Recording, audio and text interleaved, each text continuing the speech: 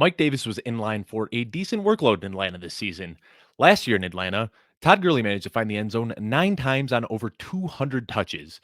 After Davis's strong start to the 2020 campaign in Carolina, many were projecting a similar workload for him with the Falcons this year. Well, coming out of the bye week, Davis saw his lowest snap count of the season. He saw just 4 rushes and 0 targets in the game, and he's got everybody wondering what happened to Mike Davis. I'm Dave Kluge with Football Guys, and I am here to help you break it down.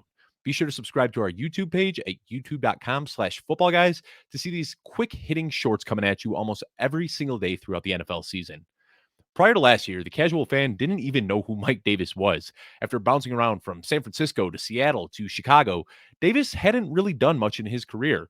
His best season was in 2018, where he picked up 514 rushing yards on 112 carries while splitting touches in Seattle with Chris Carson and Rashad Penny.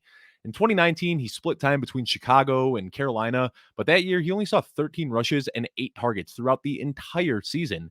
Then, in week 2 of last year, Christian McCaffrey went down with an injury, and Mike Davis suddenly became a household name, at least for those of us that are playing fantasy football. From weeks 3 to 8, Davis was the RB4 in PPR scoring, behind just Alvin Kamara, Dalvin Cook, and Derrick Henry. He filled in very formidably for his superstar running back teammate and turned into one of the best waiver wire pickups of the year. His contract in Carolina expired at the end of this season, and the Falcons brought him in on a 2-year, $5.5 million contract. The Falcons' RB1 job was seemingly up for grabs, and Mike Davis was supposed to be that guy. He suddenly became a very hot sleeper pick to target in fantasy football, and by the time drafts rolled around, he was consistently getting drafted in the 5th round. Through the first few weeks of this season, Davis was seeing decent volume. He was averaging 12.4 rushes and 4.8 targets per game. He struggled to do much with that volume, but he was providing a decent floor as a serviceable RB2. Unfortunately for him, though, Cordarrelle Patterson quickly started to win over fans and the coaching staff as the 30-year-old gadget player looked completely revitalized after joining this Atlanta squad. After being held to less than 42% of his team snaps in each of the first 4 weeks of the season, Cordarrelle Patterson was let loose in a nationally televised game in London, and fans wanted to see even more. After the bye week, Mike Davis saw a season low in snaps and touches, while Patterson saw his season high in snaps. It's pretty easy to read the writing on the wall here. Patterson is simply outproducing Davis and is winning the starting job.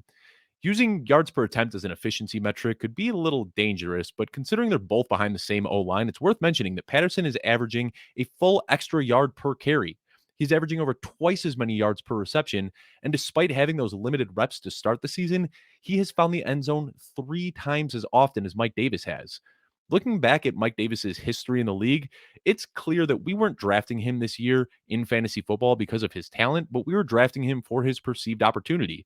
The risk in drafting less than average players is that their role can be very fragile, and that's exactly what we're seeing right now with Mike Davis and Cordarrelle Patterson. Patterson is outplaying Davis in every aspect and has earned every additional look that he's getting. So, what do we do with Mike Davis? I think that can really only be determined by your league and the settings that you have there. In 8 to 10 man leagues with shallow benches, you can just drop Mike Davis at this point. In leagues that have thin waiver wires, you might want to stash him the way that you would with any other backup running back. Realistically, though, Mike Davis probably ranks in the bottom half of the league's handcuffs. And if he were to take on the starting role, he'd probably be splitting touches with somebody else. There's a lot to be said about drafting for volume over talent, but unfortunately, this is the downside to that method. Davis's projected workload from this offseason has been siphoned by Cordarrelle Patterson, and Davis's new role makes him completely unstartable in fantasy football.